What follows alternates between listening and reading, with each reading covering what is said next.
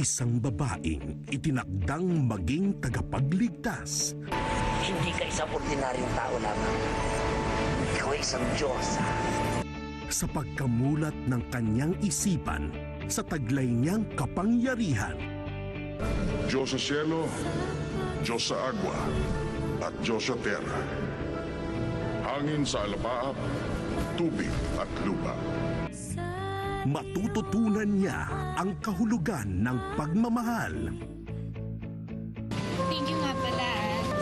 Yung sa pagsalo mo, Pero kung hadlang ang pag-ibig sa kanyang tungkulin, alin ang kanyang pipiliin? Diyosa, weekdays 9:30 p.m. Dito lang sa Jeepney TV. Enjoy ang trip!